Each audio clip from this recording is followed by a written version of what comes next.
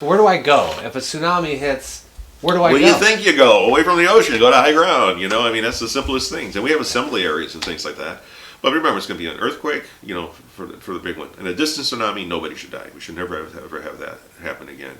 And, we have enough warning, we have enough maps and everything else. And that doesn't mean one distant tsunami, you need to go all the way to Portland or something. You just need to go away from the inundation zone, which is really just the shoreline, the harbors, the bays and stuff.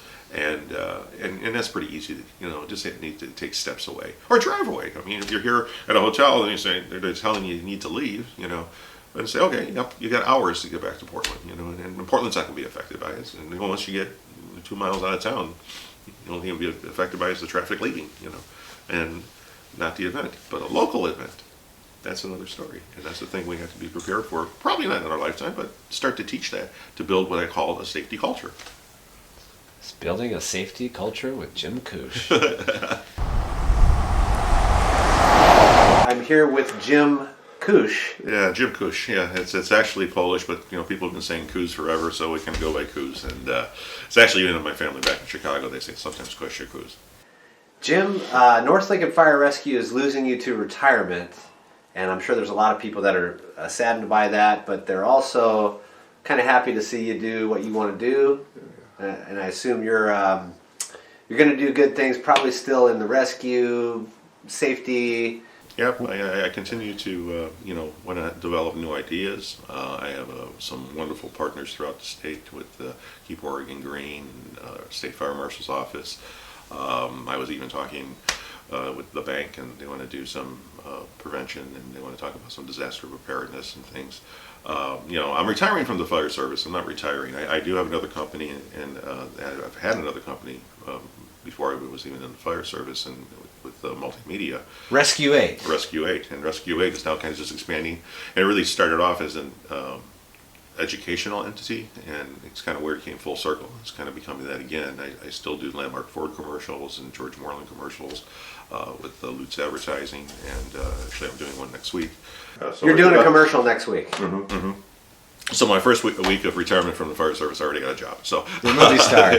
No, I'm like you. I'm behind the camera mostly. So Very cool. My career started off in Chicago with WTTW, and I taught motorcycle safety, and I developed films in California for the Motorcycle Safety Foundation. So really, my background all really started off there.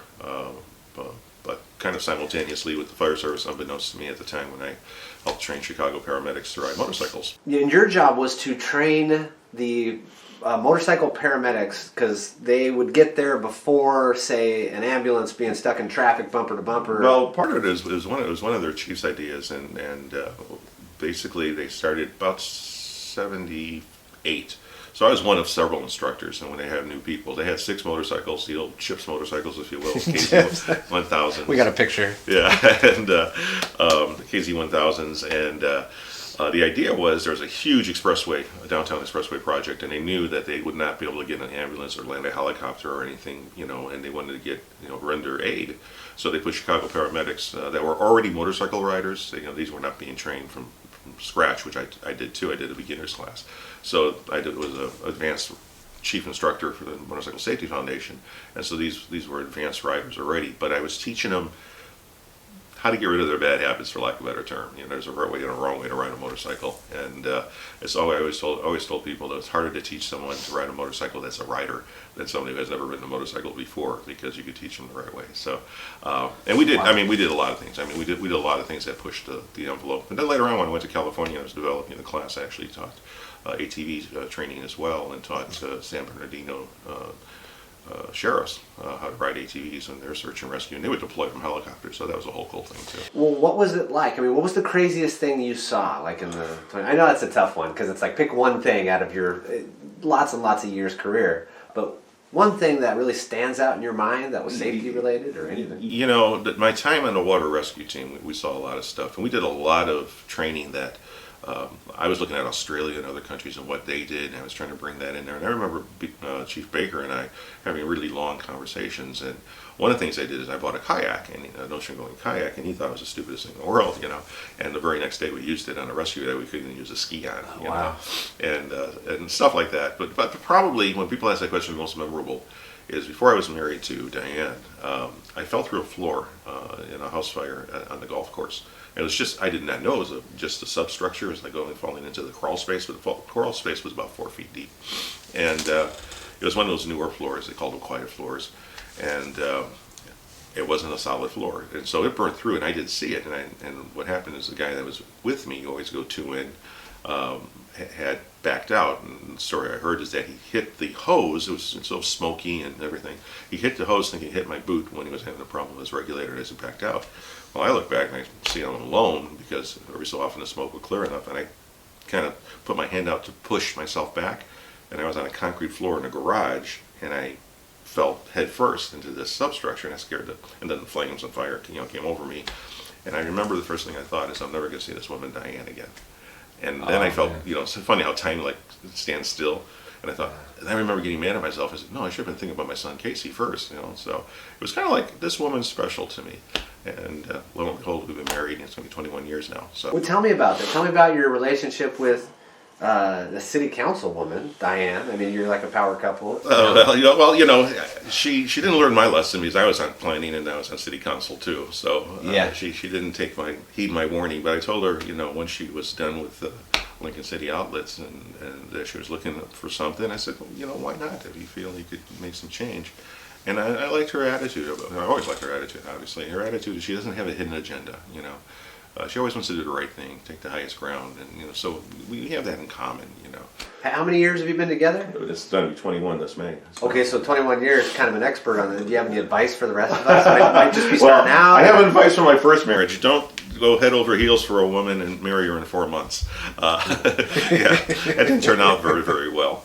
And the irony is, when I moved out here, I actually moved out here with a gal I met in Alaska named Diane.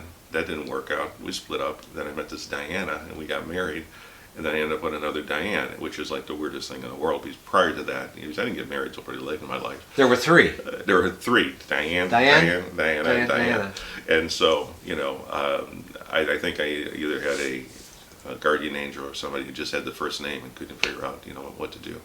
But you eventually figured it out. This one's a keeper. This one's a keeper, and I couldn't be happier in my marriage, and we're looking forward to doing some traveling and just hanging out. When you got here, what kept you here? Casey kept me here, so I had a little son here, and I won custody of Casey, nice. He grew up in Lincoln City, for the most part, and we lived on Devil's Lake initially, and so this is home for all of us, and as a lot of people know that when I met Diane, my current wife, sounds like I say current wife like I'm going to have another one. Believe me, I'm not going to have another one. If I do, it's not going to be a Diane or I would Diane. bet in Vegas on a D. No, ain't going to happen. But so Casey kept me here because I didn't want him, even though I had custody, I didn't want him to have a mother living here and and father living in Chicago or somewhere else. That was nice. So I stayed here and got a job eventually with a cable company, and I did a road show called Explore Northwest, and I produced it on the road, and I could live anywhere, and so I really fell in love with Lincoln City. I really fell in love with the lake. I'm a freshwater kind of guy, and the ocean, and the people. And so when I moved here after living in Westland for a little bit, like I said, I joined the fire department, and the rest of the story. But so it's been I've been very, very fortunate. It's been a very strange kind of experience, the ups and downs, and it's been a lot of fun. But my years here, I've lived here now in Lincoln City longer than I lived anywhere. How long have you been here? Almost 26 years. Wow. Because like I said, I didn't join the fire department right away. I'd actually commute to Westland from here to get my kid continue my training. And then. And did you do all that to keep for Casey to have a nice, stable environment for him? Yeah. So he actually started off school with his stepsister who now lives in Australia. And Casey's going to be 29. Is she dealing with the wildfires down there in Australia right now? That's crazy. Yeah. Casey. Yeah, she lived just in Sydney, or just outside Sydney. So that was going on down there. The whole place is burning, man. Well, yes. Take my class at Oregon Coast Community College. We're talking about climate change and the realities of it. So it's all hazards. The people I met here and the direction my career kind of went, and my compassion about, when I learned about, and this was in Portland, about Cascadia, and that was really kind of still, nobody talked about it. now we got signs up and down the highway. We got things. I got to work with politicians. I got to work with all kinds of people, and it's just really been. And we got great people here. People say, some people came up to me and say, hey, what are we going to do? You're leaving. The article, you're packing your bags. The disaster guys. Well, I'm not leaving yet. And I'm still going to continue to do this stuff. Maybe even on a bigger stage, I hope. But hey, we got a spark plug, and what Jenny Damaris out there doing, and we got Ken Murphy. Come on, this guy from his FEMA background. You could not have stronger people to continue the message. And we got Sue Graves, who works so hard. And then we have people that even aren't with us anymore. Sheridan Jones and Steve Kusz. These people that help pioneer, getting sirens here and everything else that we take for granted now. But Lincoln County in general is very, very, very fortunate to have so many strong players. Do you think we're prepared for a major disaster? No, we're just so behind the curveball. I mean, we really just found out about this in the late '70s, early '80s, and then we kept on finding out more. But we're making great strides. Right, and unfortunately, it takes something like Sumatra in 2004. Or March 11, 2011, Japan, the earthquake and tsunami, that got people to go, oh my gosh, this is real, But, disasters happen everywhere. I tell the class, if you live on this planet, you're in a disaster zone. There's hurricanes on the coast, in the Gulf, and tornadoes in the Midwest, and blizzards, and everything else. So it really is just a matter of, your perception, your point of view of it, and being prepared. And that goes for residential sprinklers and all these things that we're so behind the ball. And a lot of countries are really ahead of us, even in the fire service, with getting things done in a very cooperative way and that things that work together. But we're making great strides. And here locally, we got some great volunteers and some good staff members and some good career guys. I think that with a little bit of mentoring and a little bit of help, I think the future could be very, very bright and very, very, very good. So let's do this real quick.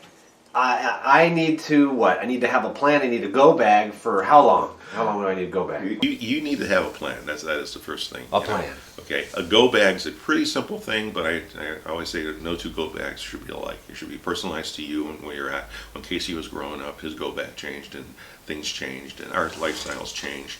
We have go bags in our offices. We got in my vehicles, and my staff vehicle had one. Everything. I'll show you the back of my trailer. I got supplies in there. I gotta hide the trailer when I go on a trip. But you also need to be realistically planned for more than a month. A month, and then when we're talking about Cascadia, right. If you're talking about an ice storm or something, I chuckle whenever I see like some kind of I'll call it a minor disaster, a blizzard or something, and all these people run out to the store. They don't have any of this stuff in their house, I would like to see, and I do teach communities, and I want to continue to teach just small pockets of communities to become prepared, and that rely on your church group, or if you live in a in a place like in Indian Shores, or you live in a place like Little Whale Cove, Colorado Shores, all these places, some of them have really stepped up their game, and and we have Ken Murphy here too, so he's out there talking this stuff, and we have caches in different places because we have Sue Graves and Jenny Damaris and all these other people in the sheriff's department in general. And I think even the emergency people have to look at this and say, what are we doing here? Are we really doing the best we can? But it's just like I kid around about having your go clothes, not just your go kit, because that's not the time to look in your closet and say, what am I going to wear when I got to beat feet? So you should have go clothes, and I do. And I teach this stuff in my class, and some tricks that I've learned along the way, because I've talked to many, many people. I've met a lot of people at OSU and that study this stuff. Hatfield Museum, Marine Science Center, we took a course about this and how to kind of talk about it. And you shouldn't be afraid of it. It's like taking a trip and not having a spare tire. It's like that's your fault if you break down. Right. So you should have this stuff, have it ready. Start small and you can build big. And a lot of people have. My wife and I, we have. Any given day, we have about 3 months worth of supplies. And I always say that's a good place to start. Because anything catastrophic like that, a catastrophic event, from FEMA's, when I was on a radio show, and it was a chief from Toledo asked a question, so realistically, how long before any federal aid will hit the Oregon coast after a Cascadia event. And they kind of whispered here on the phone from Seattle. And they kind of whispered, well, 3 weeks, a month, And now we're hearing more and more. It's going to be more than a month, So we need to be prepared to take care of ourselves. But I would rather be in a community like this any time of year than in a big city when something like this Why is that? There's more chaos, more people. More people creates more chaos. What do you have to say to anybody about the coronavirus, or do you even speak to that? I know it's more of a... Well, actually, I talk about viruses and pandemics, and even the zombie apocalypse in my disaster classes, and there are zombies, but that's a secret. I don't want to talk about that. But the coronavirus or any kind of virus, and again, there's bacteria and there's viruses. The coronavirus, I think, and we had the same thing with SARS, and we had the same thing, with Zika and what was the Ebola, I mean, anything that's bad like that, and these are very, very serious things. But the coronavirus is just that, it's a new virus, and we know that viruses, and even the flu virus, could do devastating things like it did back in 1918, the Spanish flu outbreak. And when there's a new virus, they just don't have a cure for it, so it gets kind of scary. But we lose, at least, I think the number is 40,000 people a year to the common flu, any strain of flu.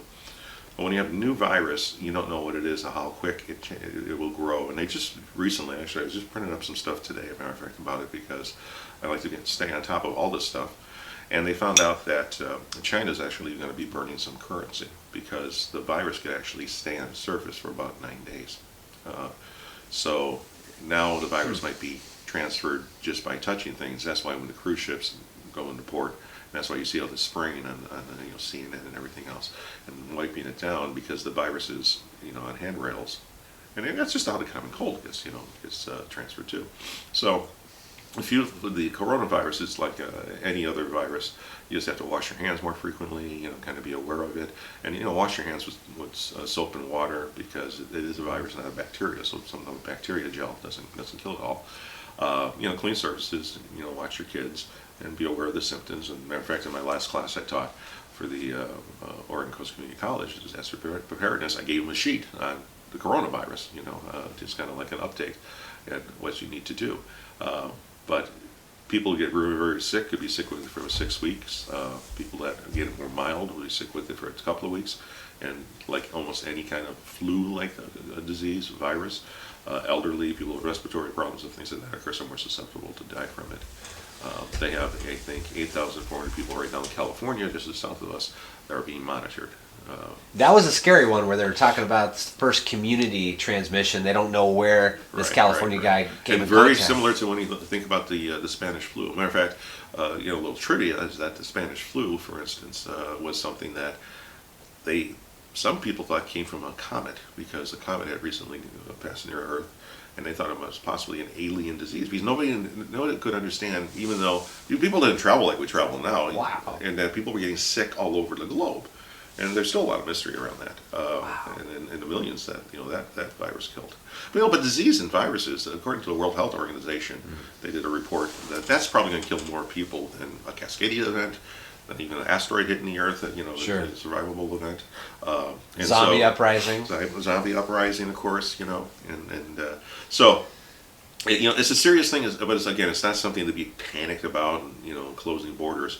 China, like any country, didn't know what they had until they could take a look at it. And of course, that's what the CDC and the World Health Organization and everyone else is concerned about, is that when you get behind something like this and you don't have a cure for it, but they're pretty quick in getting these things handled, But with that being said, World Health Organization years ago said that's probably going to be the biggest killer, some kind of virus that just spreads so quickly. And I think there's a company that's already working on a vaccine for this. Several things. There's a few different ones. Yeah, because they have to break it down and realize it. And the transmission, you touch something and it could stay, and you won't get sick initially either. And that's the other problem. So a person might have been in China or elsewhere, or maybe even had something handled and they took the virus with them.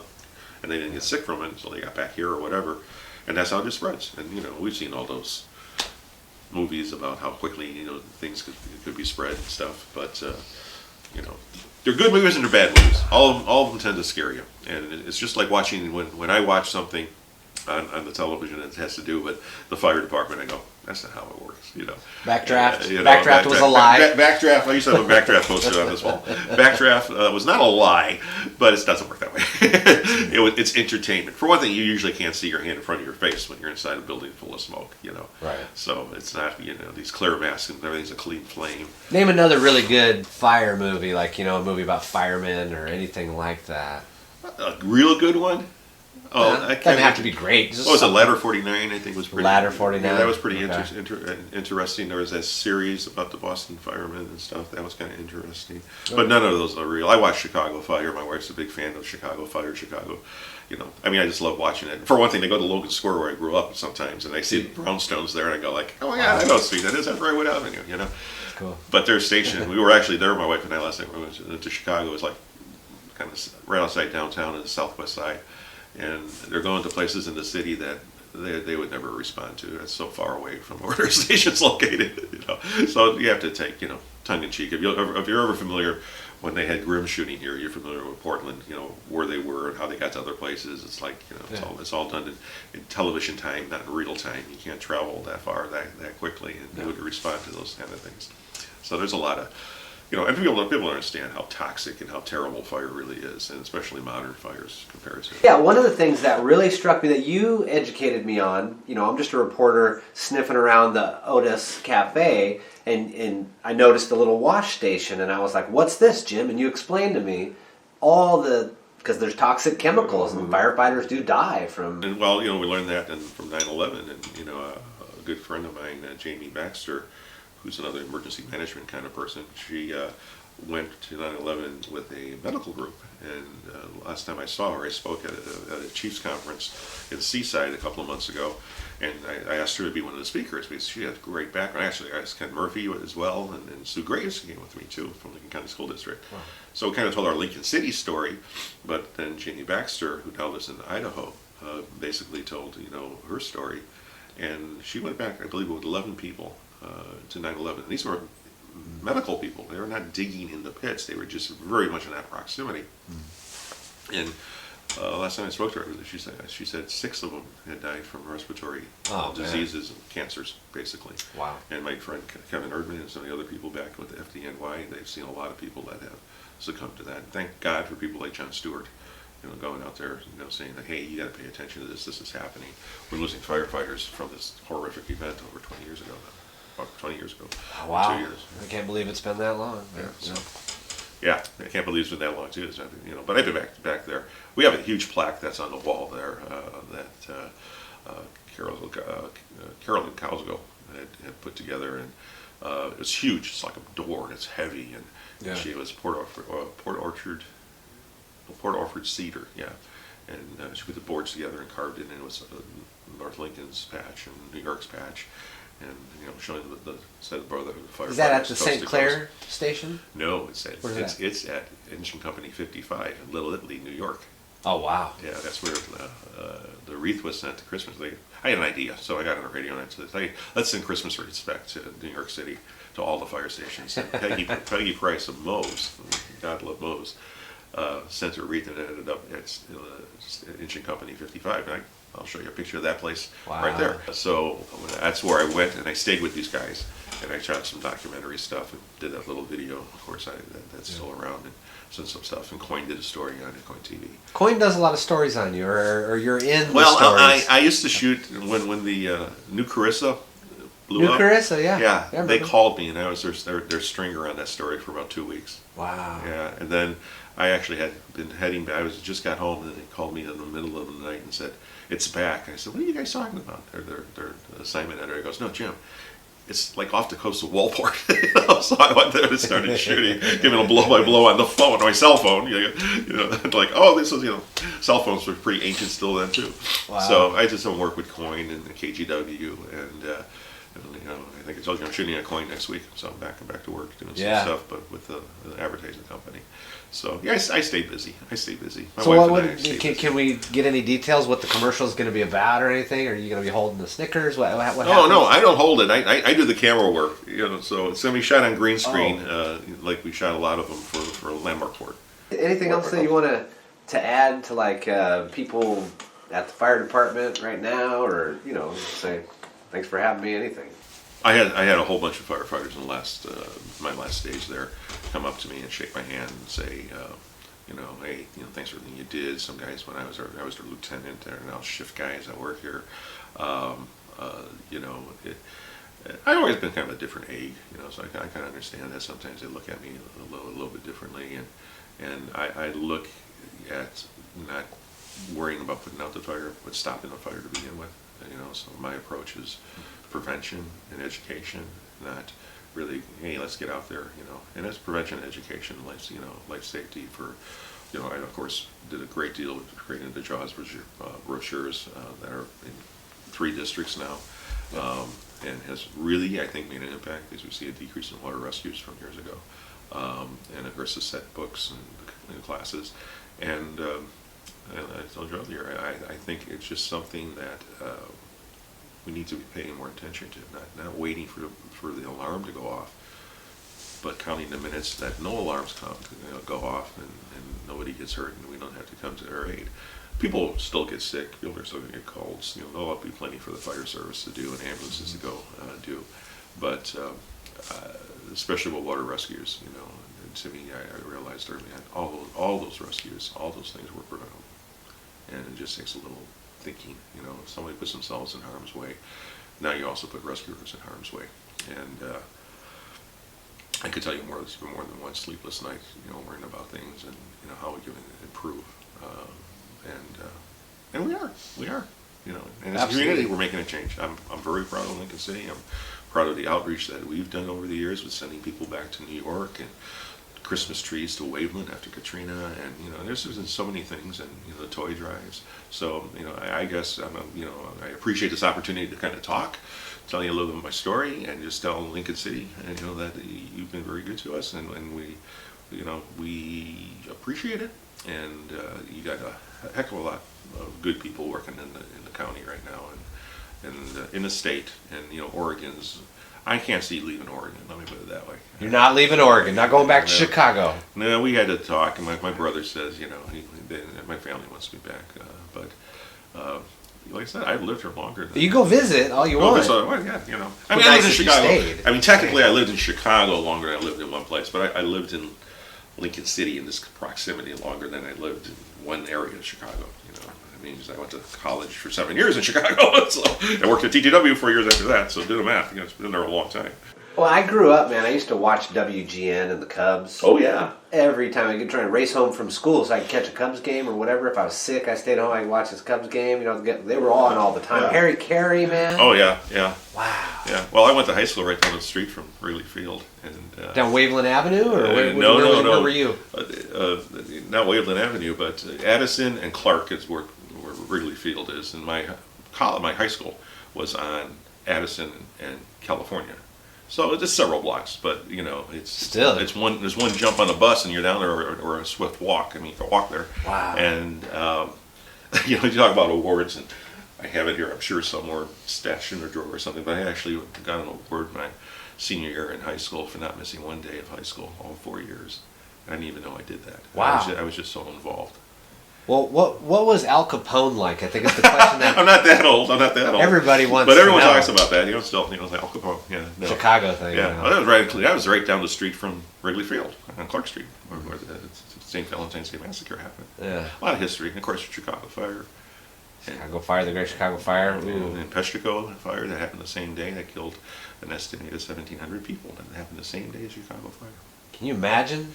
That was up in Wisconsin. Yeah. Wow. Life safety and fire trivia, I'm just full of it.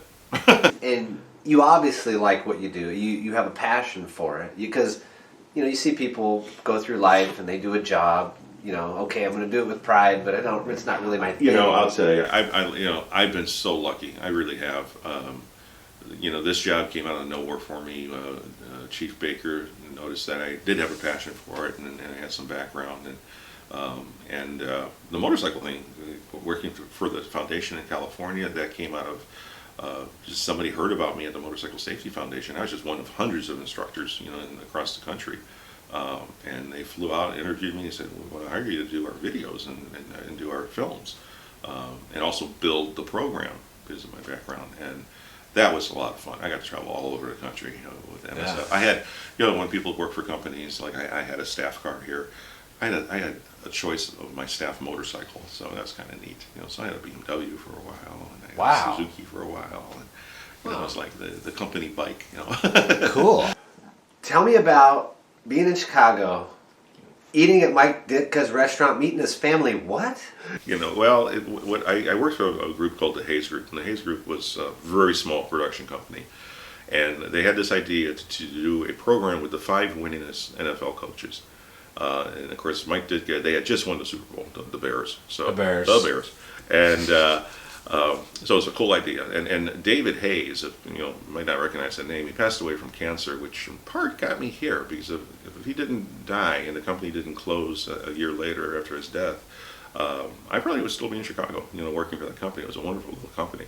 But David Hayes did the original motivational film called Second Effort with Vince Lombardi.